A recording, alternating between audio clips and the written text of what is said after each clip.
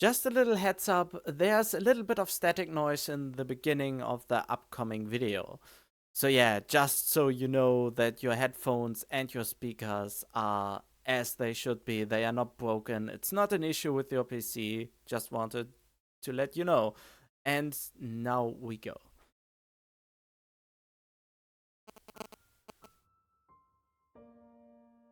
And welcome back to Katawa Shoujo Act 4 Scars. I just realized for some reason I call it chapters in my videos, if I remember correctly, so. Oh god, I don't want to change all of that.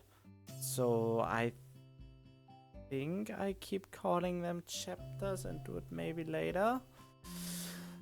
Anyway, today was a great day for me. I got two keys to review for a game review for free, yeah, to review the game, and I did so, and yeah, and it should be, at the time this video is up, already be on my channel.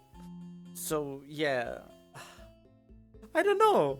This is the first time I mean, I'm such a no one. I'm such a little channel, but there are still developers who grant me keys to review their games, and this was just a big moment for me. I mean, I'm over 2 years now on YouTube, and I couldn't progress really good like others, but that didn't stop me to produce content with a solid image quality and hopefully even somewhat enjoyable commentating. So this was a big day for me, but yeah, I just wanted to emphasize that. And yeah, and we having other matters at hand. We are in Act 4 of Katawa Shoujo with Hanako, so we didn't screw it up yet. And yeah, let's continue. I woke up to took my pills and had a nice shower. Quickly slipped on my uniform, ate a tasty breakfast, grabbed my bag, and headed off, all as per my usual daily routine. It was only after arriving in class that the normality of the day was thrown off. After taking my seat, I watched my classmates trickle into the room over the next hour until every empty seat was eventually taken, other than Hanako's. Wait, what? Trickle into the room over the next hour until every empty seat was other than her. Okay. This is a very nice 3D-ish perspective look. I can never get used to the idea that she just doesn't show up to class every now and again.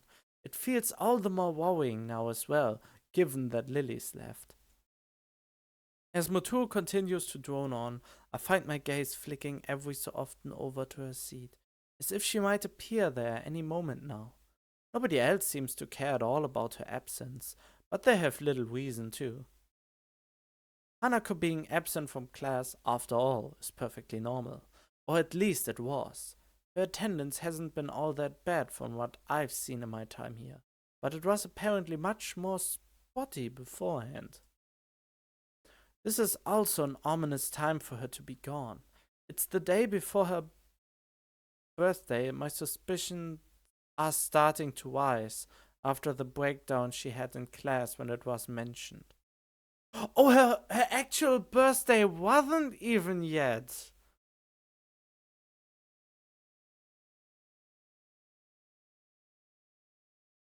She had in class when it was mentioned. So she got her birthday presents before her actual birthday.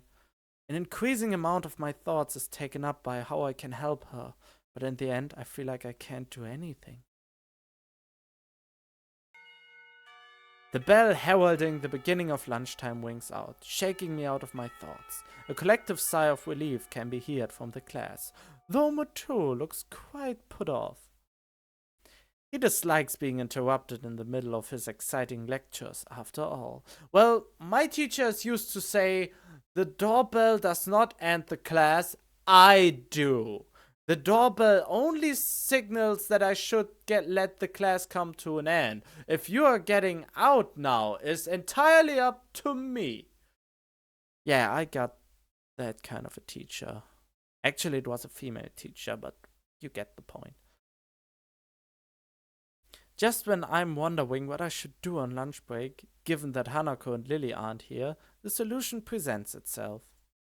Hello! Afternoon, Hik-chan! That's afternoon, Misha, Shizune. You both look as bright as ever.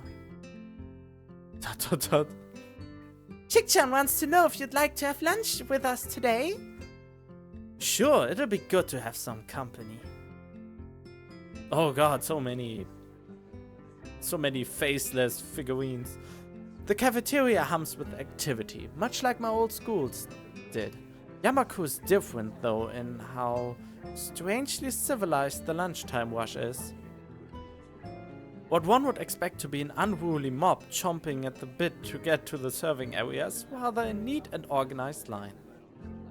There's a small amount of jostling, and people's heads are often craning around to check on what's happening up ahead, but it's pretty subdued. This is due, no doubt, to the very serious rules regarding such matters in this school. The same strict discipline is observed when students move in the hallways or come to and from their dormitories and the school gate.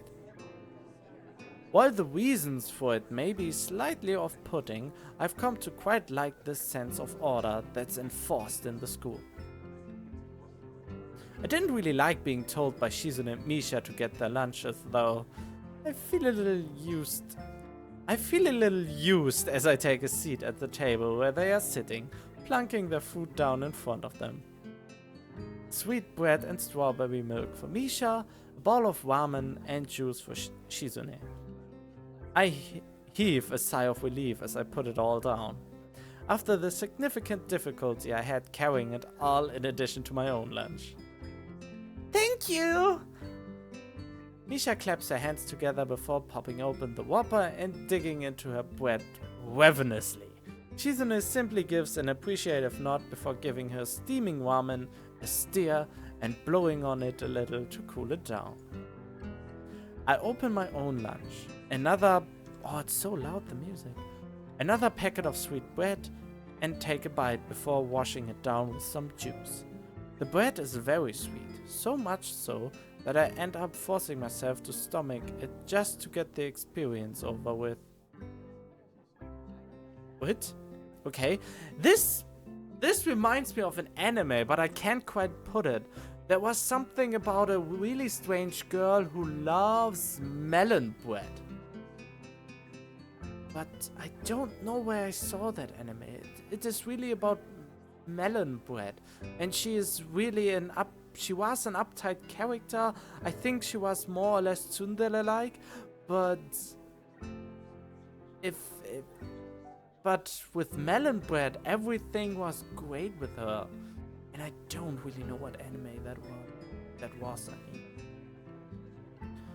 mean, stomach it. Okay, the experience over. Midway through, I decide to take a break from the difficult task and ask what's on my mind. So, I'm guessing you two had a reason to drag me down here? You two seem to always have an ulterior motive after all. What are you saying, Hifan?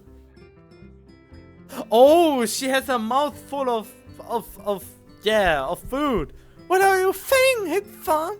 We won't have any other motive. Her mouth is full of sweet bread as she speaks. It's a pretty unpleasant sight. Shizune looks a little grossed out before going back to eating her ramen. I wait until Misha swallows what she has in her mouth before speaking again. Oh god, she can swallow a lot, it seems. You're not buttering me up to make me work with you after school? Nope. Not trying to extract information from me that I might not want to give? Nuh-uh. Fine, you win. I guess you just wanted to eat lunch with someone as intelligent and as handsome as me, then. That's it, Hik-chan. You got it. What? Is she messing with me? Shizune looks unimpressed as Misha finishes signing our conversation and sucks in the last of long noodle as she signs her own thoughts. Oh god! Oh, I have a dirty mind! Innuendos everywhere, but only because I... reasons, okay? Hik-chan says you shouldn't be so suspicious of us. She's just doing her duty as a class representative after all. How is she... are you doing that? As much as I hate to admit it, it looks as if I still have trouble communicating with Shizune. It should be a simple matter of keeping eye contact with her and addressing Shizune instead of Misha in my speech, but when somebody else is doing the talking for her, it's a surprisingly difficult task. It's the class representative's job to ensure everybody's doing alright in class, isn't it? Not really. Wait, how's making me get your food ensuring that I'll go well in class? She's in a house and adjusts her glasses disapprovingly. So, this is the thanks you get for giving you companionship during lunchtime? It's a total dodge of the question. Wait, hang on. How did you know that I...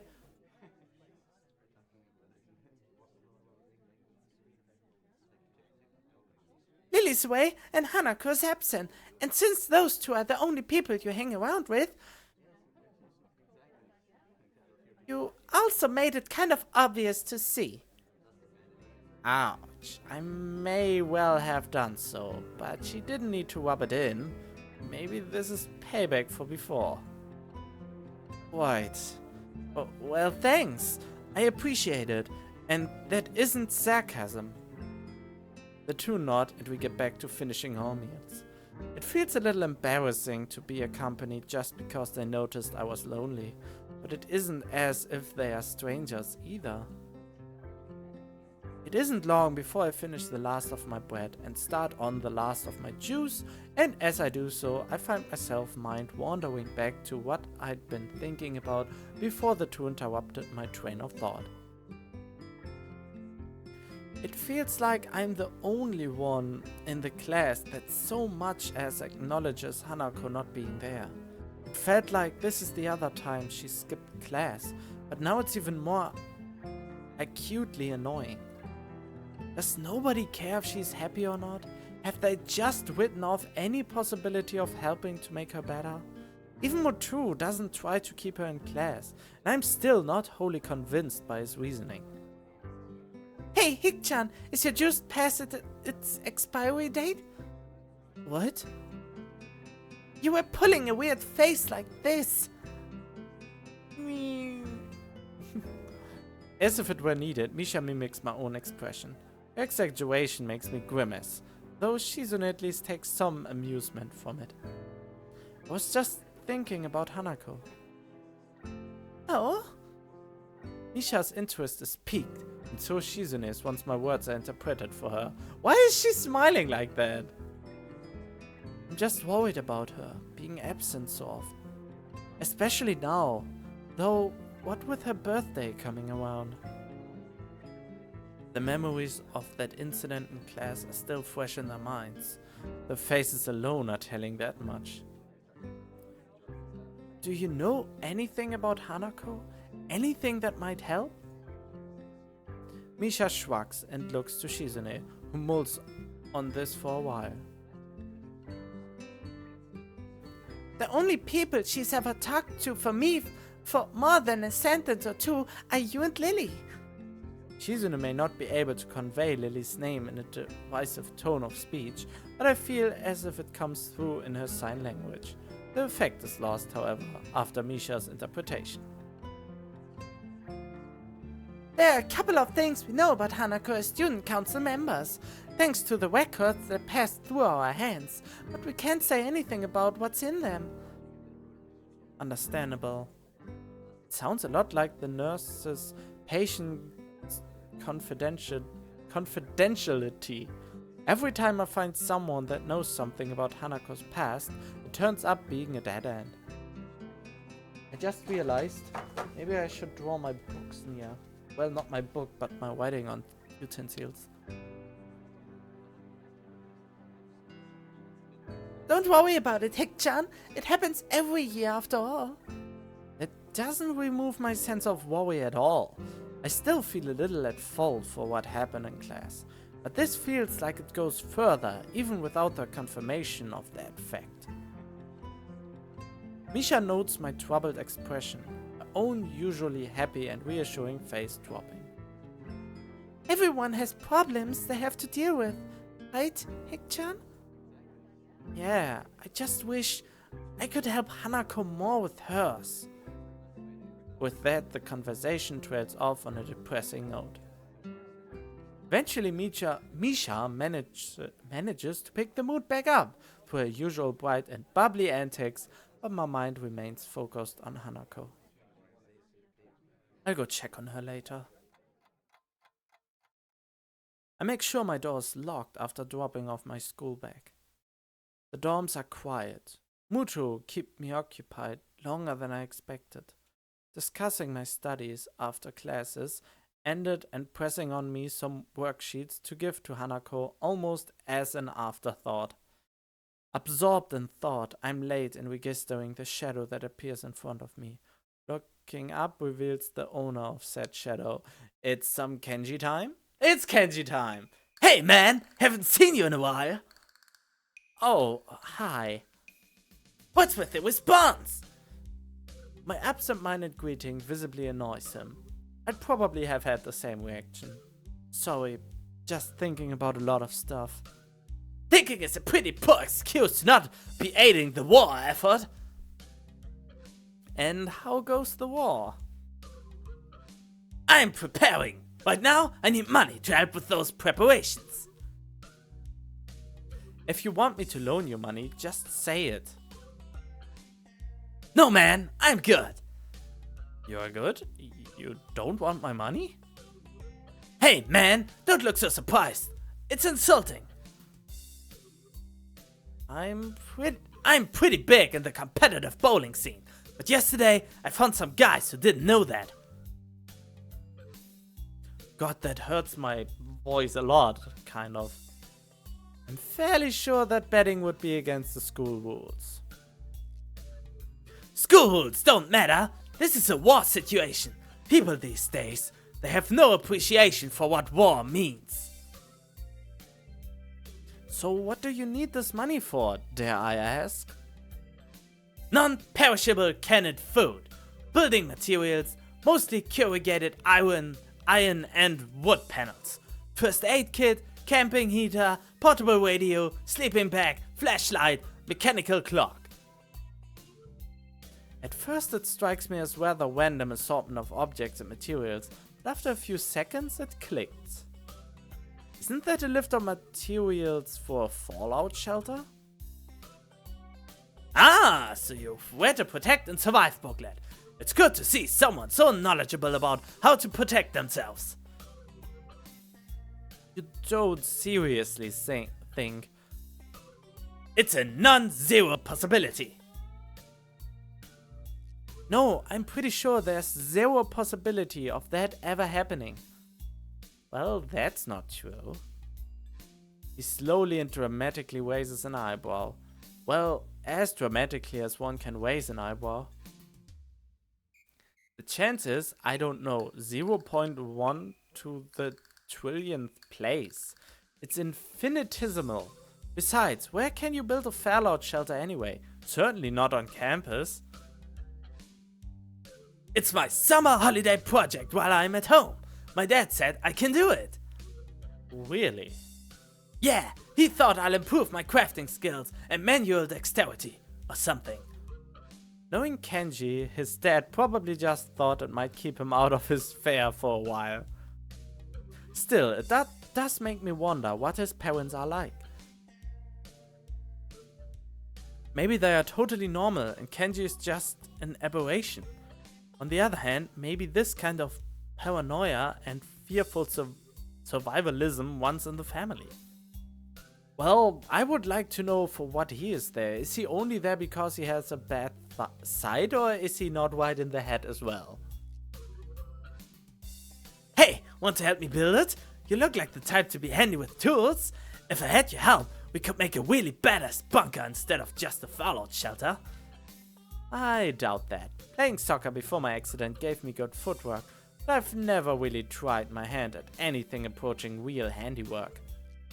I'm not really. I'm busy over the holidays anyway, I'm afraid. Shame! If the feminists ever get a hold of the launch codes, I fear that so few will be prepared. And your fallout shelter will protect you from a nuclear bomb explosion in the case that this does happen? A fallout shelter isn't meant to protect against a blast. That's what a blast shelter is for. I thought you knew better. My mistake. My home's pretty far away from any major military sites, though the fallout following a nuclear exchange is a bigger concern than the blast itself. What this'll do is keep the dust and other particulates away from me, my food supply and my sleeping area. It's gotta last me at least 14 days though. 14 days is a pretty long time. It is! I need 1 liter of water a day for drinking, 2 optimally so that I can wash as well. Toiletry is easy enough, just garbage bags and a pin placed outside the shelter area. Food means canned supplies, of course. Of course. And the radio for outside communication? Right. So I can pick up government alerts on what's going on outside.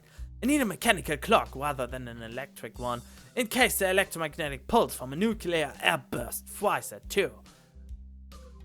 There's all the other stuff I need as well, like extra clothing, matches, and candles. I think I still have time to gather it all though. Maybe. As much as I hate to say it, I'm a little impressed. He's really researched this and thought it through. Then again, I don't know if I want to live in a post-apocalyptic world with only people like Kenji having survived. Sounds like you really know what you are doing. Damn right I do! It must be hard living in constant fear like this. He hardly ever socializes either, so the fact he went bowling with others is in itself something of a surprise. This mentality reminds me a little of a certain someone. Thankfully, her fear of others doesn't manifest in such a distinctly eccentric way. One thing I know for sure is that I certainly can't tell him exactly why I haven't been hanging around with him much recently. It's late. I have stuff to do. I think about making a fallout shelter or something though. Yeah, alright, that's cool. A man has to do what he's gotta do after all. You should hang out with me sometime, by the way. You're a cool dude. Cool dudes should hang out together, right? And cool dudes don't look at explosions. Cool dudes? I was about to say dudes, but whatever. For some reason that compliment actually feels kinda nice. The situation with Hanako being what it is, though, means that I probably won't be able to fulfill his request. For now, at least. That'll be good. I'll talk to you later about it when I can. Cool. Later, dude. He retreats to his dormitory room. I had better go see Hanako. I stand outside of the door to Hanako's room, hoping that she isn't in too much of a state as I nervously clutch the worksheets Mutu asked me to pass on to her. It's one more reason to visit her, and it gives me something to talk about, so I suppose I should be thankful to him for giving me the task. Wow, you could barely hear the knockings. With a long breath to steady myself, I rap my knuckles on the door in front of me. Silence. I listen intently for any sound of shuffling coming from inside, but I can't hear a thing. Oh, okay. I knock on the door again, slightly harder. Still no answer. How strange. Scratching my head, I make one last attempt at getting her to answer as I knock on the door one final time. Hanako, it's just me. Mutu said to give you some stuff. For a while, the attempt seems just as unsuccessful as the last. Just before I slip the sheets under her door, though, I hear the handle rattling.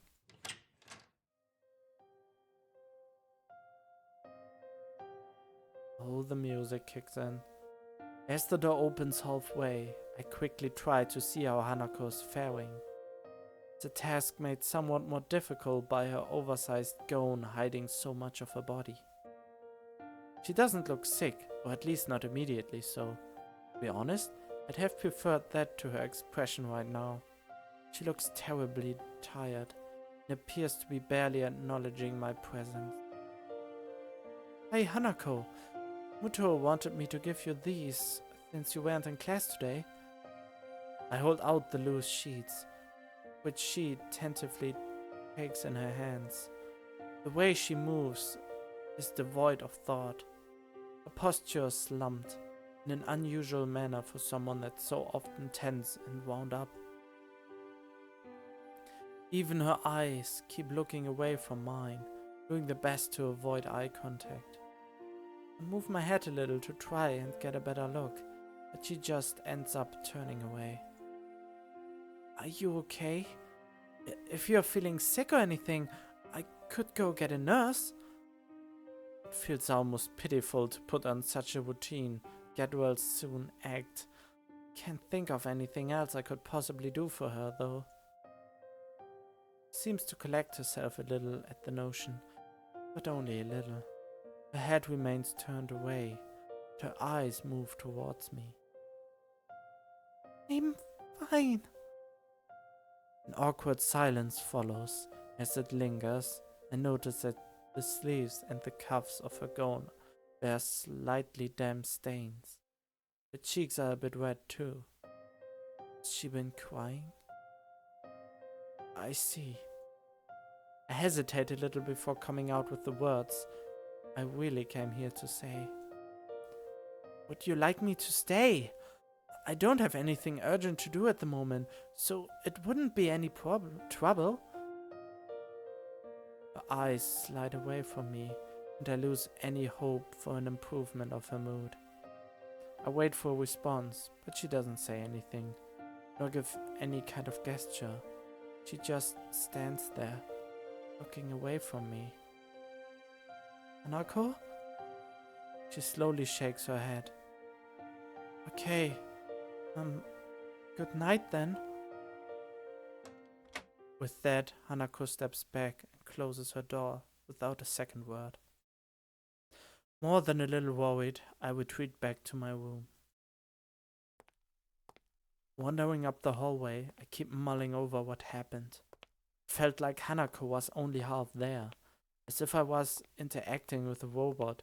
It was just doing what it was programmed to, without any real thought. She was a husk of a person. This is frustrating. I had hoped that meeting Hanako would help the situation, but I feel like it's only made it harder to understand her. How am I supposed to try and help her when she quite literally shuts me out like that? Don't even bother to turn on the light, opting instead to simply change into my pajamas, quickly choke down my evening pills, collapse onto my bed.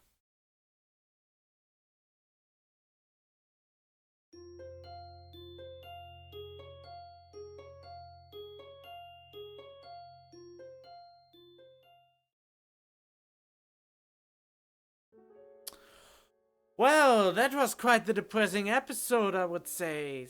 And with that, I'm going to leave this episode here. Yeah, it's hard to say for me. I hope you enjoyed it so far, because I don't feel so good after that. But anyway, I hope I will see you in the next one. So stay tuned for that.